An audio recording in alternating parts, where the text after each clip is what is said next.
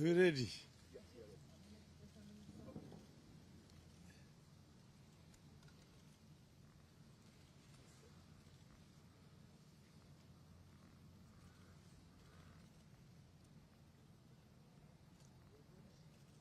Good. Ladies and gentlemen of the press, called this press conference in order to clarify where we are today. Yesterday, I did give an interview with the media and said that today, the 35th anniversary of Sabasaba, I was going to go to Kamukunji to join other Kenyans in commemorating this very important day.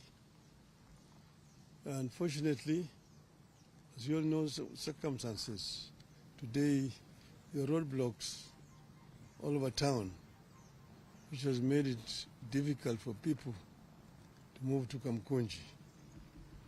In the circumstances, I've decided therefore to talk to the media here at Serena. Some of you may not know fully the history of Sabasaba.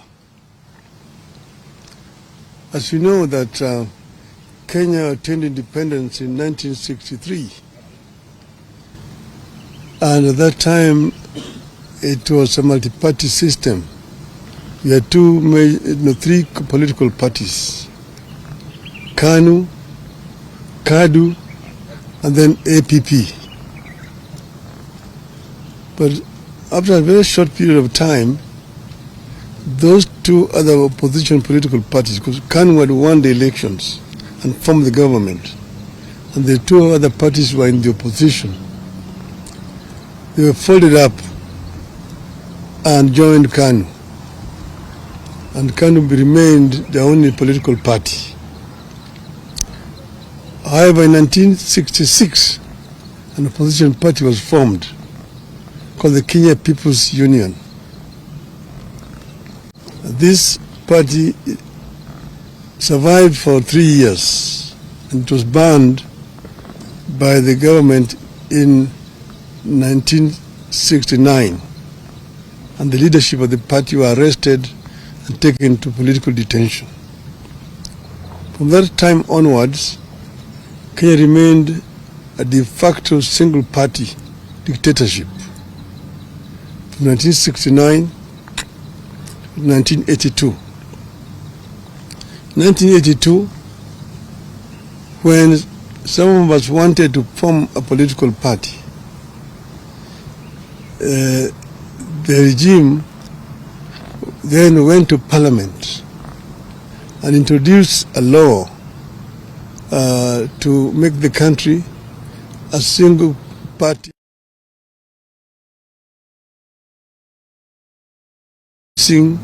A constitutional amendment which is known as Section 2A that made it illegal to form any other political party.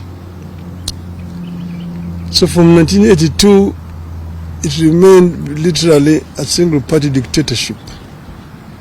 But that is the reason why in that same year there was a coup attempt which did not succeed.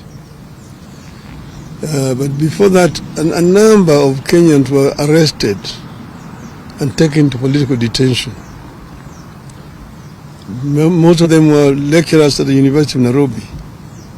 Mukarunganga, people like Professor Katama Mukangi, Professor Willy Mutunga, Dr. Professor Yugi Akongo, quite a number of university lecturers were arrested and detained, and the others, Koigo Amwere, Georgia Nyona, were taken to political detention. So this situation persisted. Some of us were arrested in that year, 1982, after the coup attempt, and taken to political detention. And we stayed there for 6 years. Then in 1988, Kanu brought an amendment to his laws saying that they are bringing what they call direct democracy, where there was a nomination process where people were lining up behind the candidates, and then the returning officer would count the voters who had lined up behind the candidates, and whoever got the highest number of votes, if you got more than 50% in total, you are automatically declared a member of parliament without having to go to the ballot. That process was abused, and many popular candidates were rigged at that stage, and therefore there was no real proper election in 1988. This now added momentum and anger to the movement for change. Among those people who had been rigged out were the late Kenneth Matiba and Charles Rubia. So, come 1990, by that time I had been to detention 2 times. The 2 politicians, Kenneth Matiba and Charles Rubia, on the 2nd of May 1990, addressed a press conference in which they said that Kenya, the time had come for Kenya to become a multi-party. That Kenyans wanted a multi-party system of government.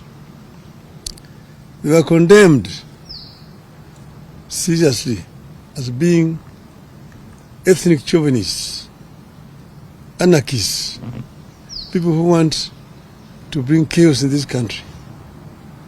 They told that this country was not yet cohesive enough to become multi-party. It would take another 100 years before Kenya became a multi-party system. So these were daydreamers. So the kind of machinery at that time set off now to demonize the 2 members of parliament, the 2 former members of parliament.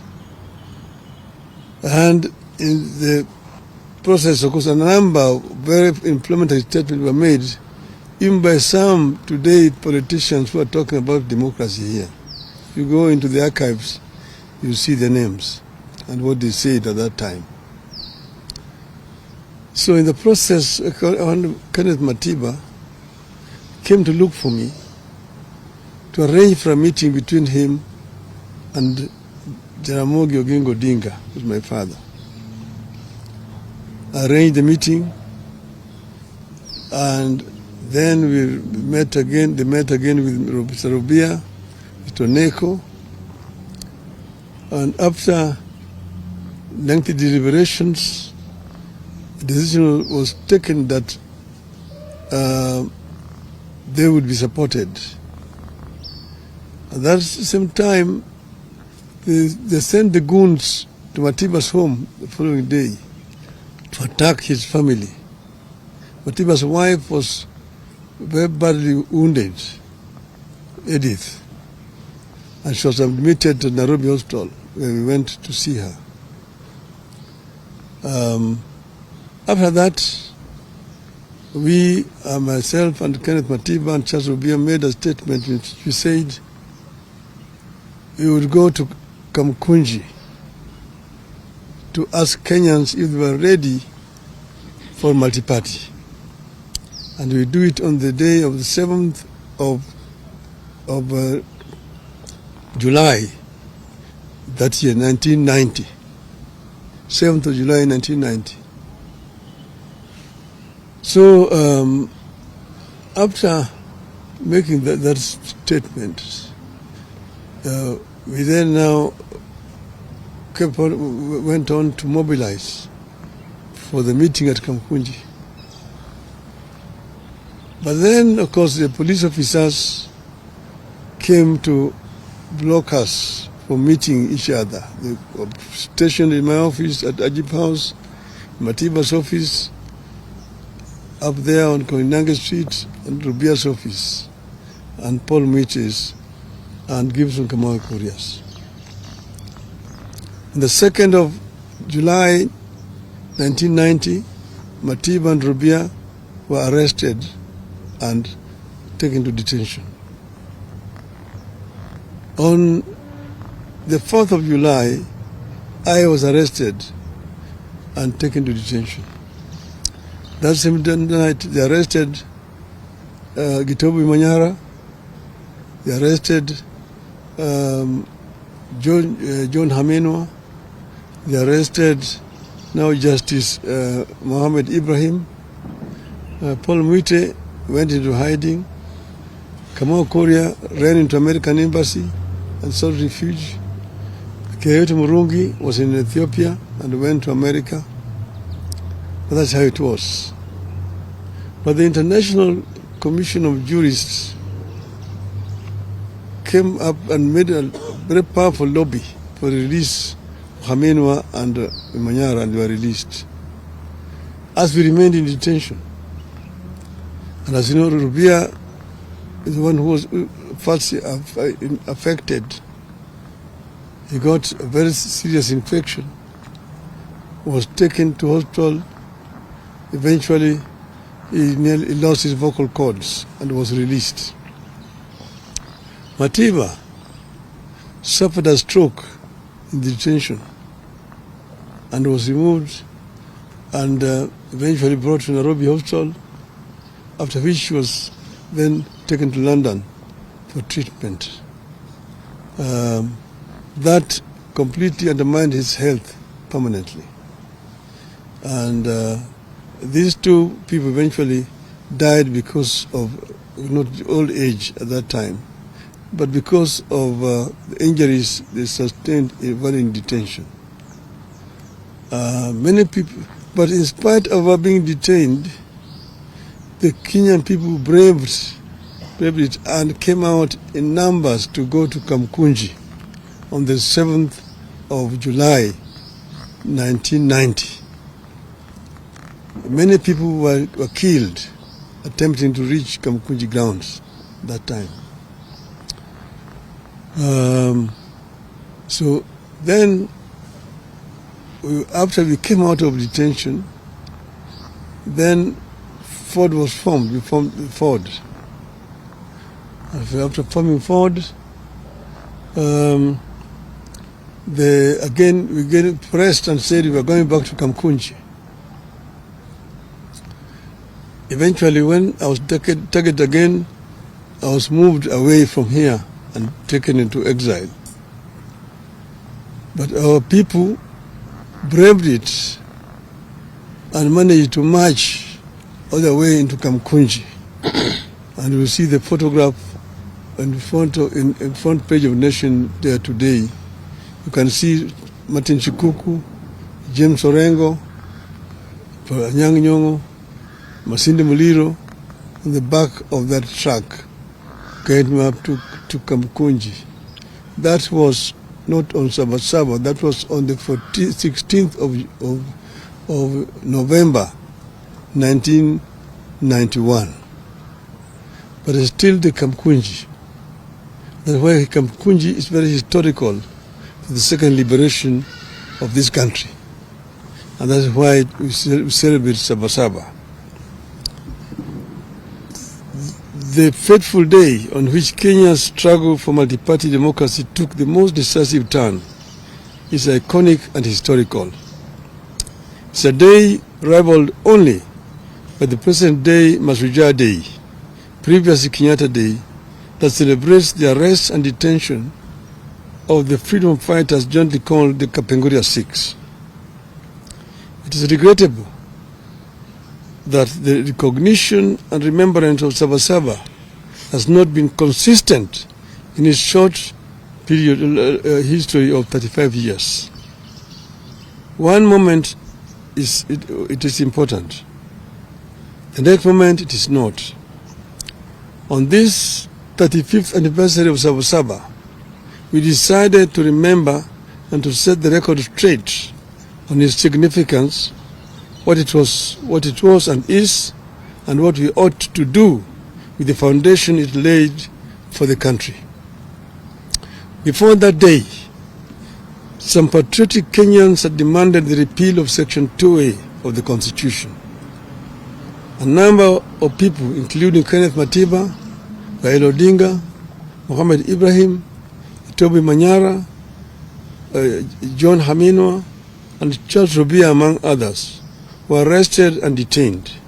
It is quite unfortunate that some of the people we were fighting then, and who sanctioned those arrests, are trying to hide behind Sabasaba to advance their political fortunes. Some of them are alive today and now are masquerading as liberators. On the fateful day, July 7th, 1990, thousands of Kenyans tried to gather at the historic Kamukunji grounds to take stock of the past, the state of the nation, and chart a path of freedom forward. We decided that Sabasaba would be a march for political freedom and liberty, freedom of association, freedom of movement, freedom of expression, and a new democratic constitution founded on multipartyism. Kenyans wanted a fulfillment of the Kenyan dream, which was eradication of poverty, ignorance, disease, and good governance. That clarity of mission is what made Sabasaba different from all other confrontations with the Moi-Kanu one-party state. Sabasaba, therefore, was and still is about the sacred and historic grounds of Kamukunji. It was not and is not just another routine street protest in Nairobi or any other town. At Kamukunji is where they held the last cow Kenya-Africa Union meeting in 1952. It is where Kanu's first rally was also held. It was also where the first Ford meeting was held after registration. Sabasaba had a singular purpose: to the repeal of Section 2A of the Constitution and allow multi-party democracy in Kenya. Sabasaba had clear and known national conveners: Kenneth Matiba, Charles Rubia, and yours truly, Raila Odinga. It was what gave birth to a bigger and powerful forum for the restoration of democracy, Ford. Ford had a known nationally inclusive leadership: Jaramogi Oginga Odinga, Philip Gachoka, Ahmed Bamariz, Salim Damwe, Asinde Muliro, George Ndenge, Kenneth Matida, Charles Rubia, among others.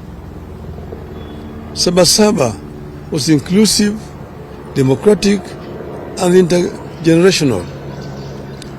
The old, the young, people in and out of the government, professionals, academics, trade unionists, civil society, women groups, and religious groups. All of them found their voice in what it stood for: a people's struggle for good governance, freedom, and equal opportunity for all. It was not one group against the entire nation.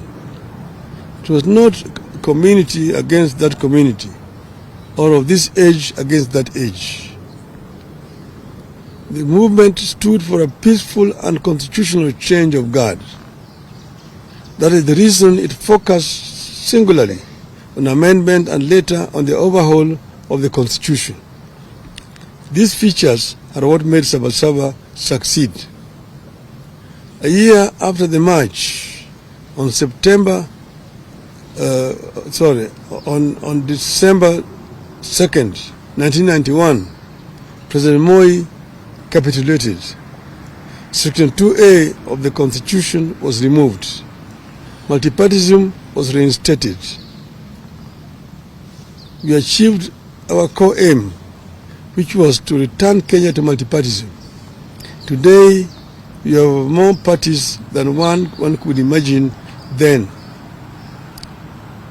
That single amendment paved the way for the complete overhaul of the Constitution and the birth in 2010 of a new Constitution that came with provisions for fundamental freedoms and liberties that our citizens enjoy today. It is clear that many of the ideals espoused by the dreamers behind Sabasaba have become part of the national aspiration. We are a better nation because Sabasaba happened. We have a duty and a responsibility to honor the men and women who dared to dream and to turn out at a time of great peril to themselves and their families. 35 years later, the country is grappling with a new wave of unrest and political activism.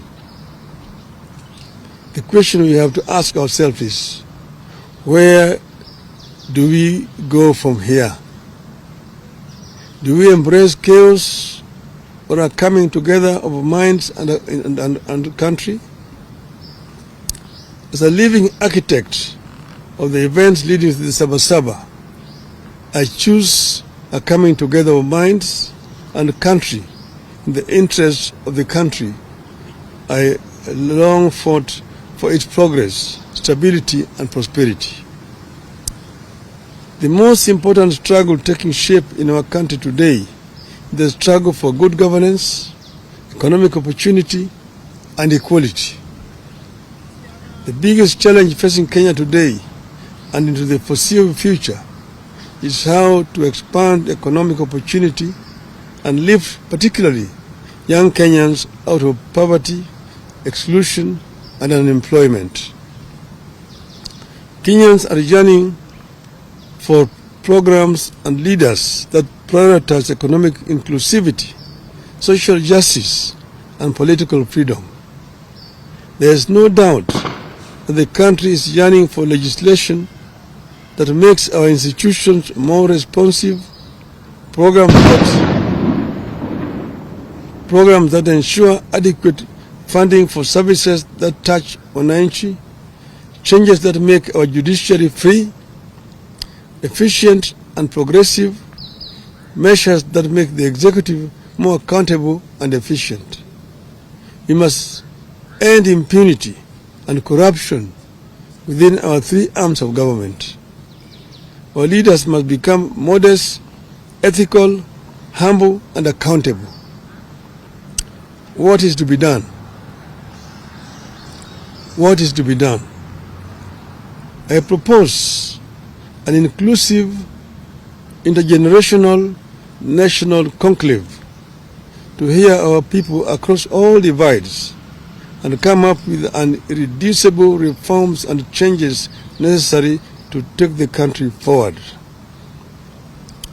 I propose that the country urgently returns to the agenda of comprehensive police reforms, focusing on enhancing accountability, transparency, and improving the police-to-people relationship. Your rogue police force that shoots people with impunity. And this is a force that we inherited from the colonialists. It has not been reformed to become a people's defender, a people's servant. I propose that the conclave I envisage comes up with better and sustainable ways for addressing transparency, accountability, and impunity, especially with regard to corruption, and ensuring that leaders are held accountable for their actions. I propose that the forum comes up with a comprehensive and sustainable strategy for addressing youth unemployment and expansion of opportunities for youth in the formal and informal sectors. Such a national conclave must have clear terms of reference and be populated and helmed by the most serious and sober minds in our nation. The proceeds of the national dialogue be subjected to a referendum. I rest my case. Thank you. Long live Kenya.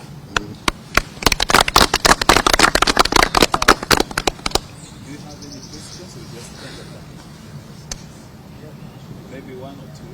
Say your name and the video. My name is Duncan Member. I work for the NCD. You have touched on issues of urgently looking at police reforms because they've gone back to the old days. What do you say of the interior CS issued to kill order about 2 weeks ago, a day after the June 25th protests? And secondly, you have said that where do we go from here? You have a close arrangement or working formula with the current president. What have you advised him? Because the country appears to be teetering towards its on the brink of precipice, so to speak. So what have you said? What have you advised the president? Because it appears the country is being turned into a police state, or what you can say it is teetering towards a failed state. I've talked for a long time about police reforms. Not just this time, not with regard to this regime. In the regime before it, even one before that other regime. I've said that, we inherited a colonial police force. And as you know, the colonial system, colonialism, was meant to rule the natives. It was not a people-friendly government. So what should have happened was to democratize this police force, reform it so that it becomes a service, not a force. It is not enough to just change the words. That is from a force to a service. You must take measures to ensure that it's really a service, not a force. And this has not happened in our country. I've given examples of where it has happened. For example, in Tanzania. And you see a police force which are people friendly and also not trigger happy. About the minister you're talking about, I said he was totally out of order. And he apologized to me.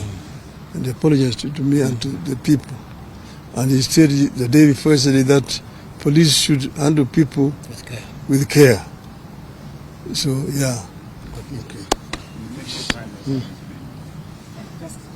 fine. Just one. No, Just to say. let's end there. Okay. No, just... Oh, okay, thank you. I just wanted to know and find out. My name is Seto Lali from Citizen TV. Your proposals, as you've put them, are there also the thoughts being shared by the president towards this, and what happens if this particular proposal is not taken into account? Well, I've addressed the nation, and the president is part of the nation. And ask him, it applies to him as much as it applies to the other people. So I'm not partisan in any way. This is a proposal that is coming to me and from my party also, the ODM. This is our stand as a party. Okay. Thank you.